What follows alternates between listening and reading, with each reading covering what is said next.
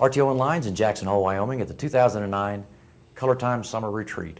We're here with Vice President of Operations for RimTyme, Tim Hogan. Welcome, Tim. Good morning, Roy. You were just recently appointed, well, I say recently, appointed Vice President of RimTyme. That happened when?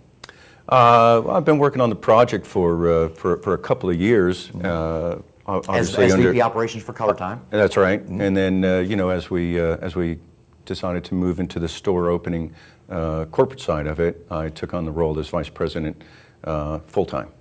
A lot of store openings recently. We've got 11 to date. We do. We had a flurry of activity on the back of last year. We opened up our first year in July, took August off, opened 3 in October, and then we opened up 1 a month up until this March. ColorTyme and yourself and other people, you guys have spent a lot of time in advance analyzing the wheel business. Well, we had ColorTyme franchisees that got into the business. Jim Moore was a leader getting involved in it, where he coexisted in his furniture rental store and really worked in developing the model with us, and really appreciated his pioneering of it. And then obviously his son-in-law Eric Malone got into the business, and that's when we started looking at adding the product into the showroom and sharing it with our ColorTyme franchisees. And as Jim developed it, we started looking hard at it and thought that we had a franchising opportunity, hence the development of RimTyme and where we are today. Jim is a believer that you have to live and breathe wheels to be successful in that business. Very hard to change your hat. You're selling a refrigerator one moment, then all of a sudden, you're trying to decipher what the bolt pattern is for that 99 Ford F-150. It's hard to change that hat. It is two different people, so very much so. He brought it into its own.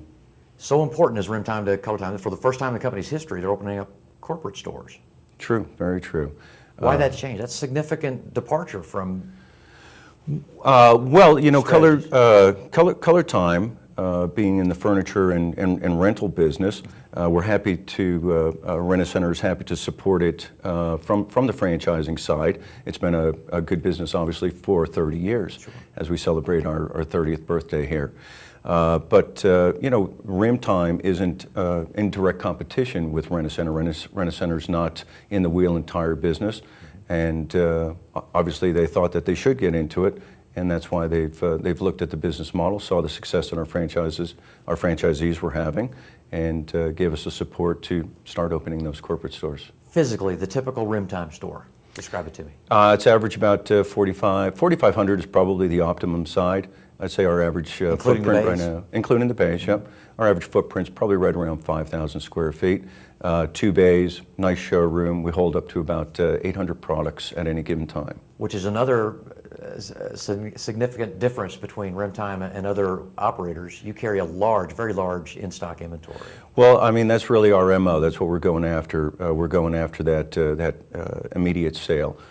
Person is coming in, and our guarantee is that we're going to have something on our showroom that we're going to be able to bolt onto your car.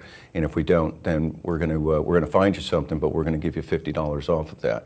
And that's what we're trying to do. We're trying to we're trying to satisfy that customer on that impulse sale, trying to get it done today. Can you be a leader in wheel leasing and rental and not carry inventory?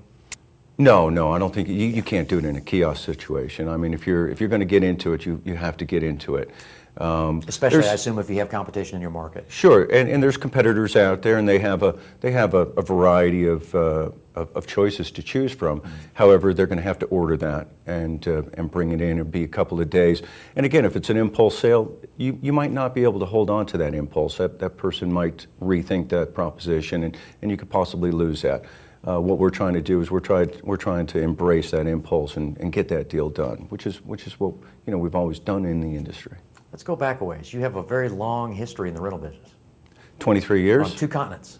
I do, yes, yeah. Started as an account manager so many years ago, and have progressed through the industry to where I am today. Great opportunity. It's been I've had very blessed. I've had an opportunity to be able to fit into many roles. Tell me about the UK. How long were you there? 8 years. With?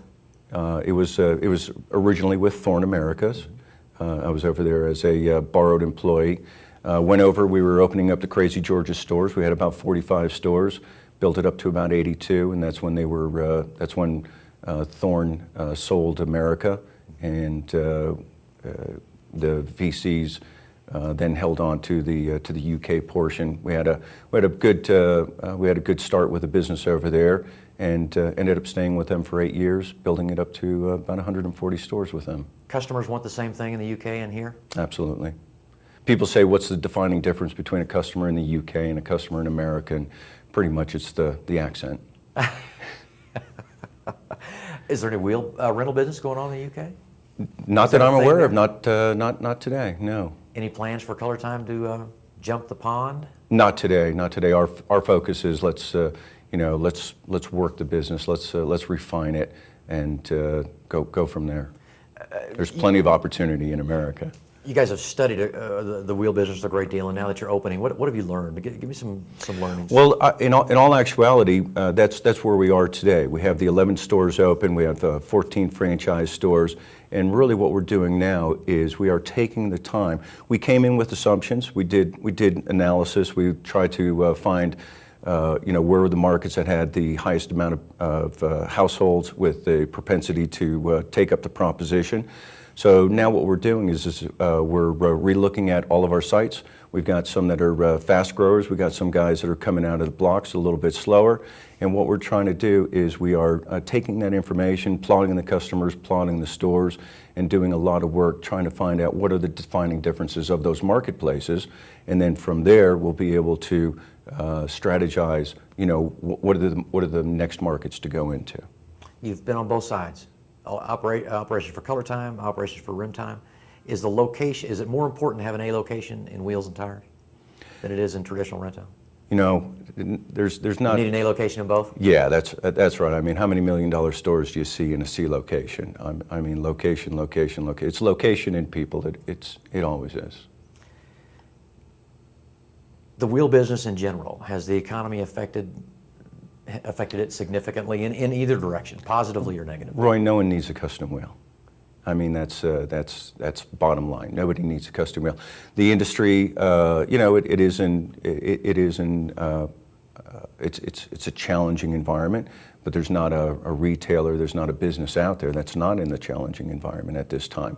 So it's going to be those people that have a plan and work that plan and are very deliberate in their actions. People are buying custom wheels and tires even in this environment.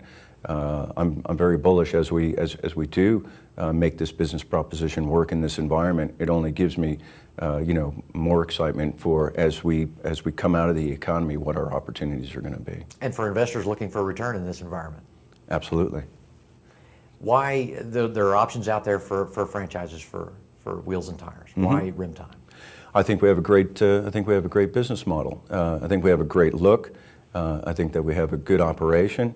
We have good vendors and great support. So I think that I've seen the list of your vendors. It's some big names. We've got Wheel Pros, and we've got Wheel One, a number of Custom Wheels Unlimited. American Eagle. We've got a great variety, which allows us to, each market is unique with regards to, some are going to be off-road, and some are going to be tuners, and some are going to be SUVs. So it gives us the opportunity to be able to have a broad range and pick and choose what's particular to that market. Where's your most recent opening was where? That was in Indianapolis. That was in mid-March.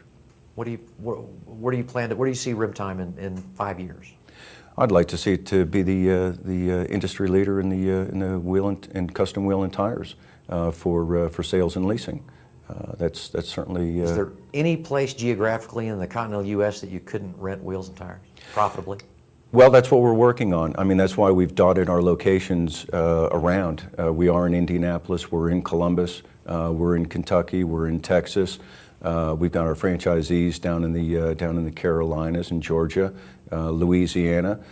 So really, that's the learning that we're taking on right now. It's going to be interesting to see what Indianapolis and Columbus do.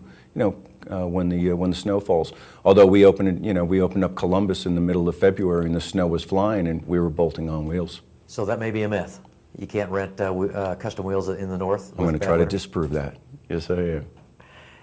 We should say that the website for RimTyme is www.rimtyme.com. That's correct. Tim Hogan, Vice President of Operations for RimTyme. Thank you. Thanks, Roy.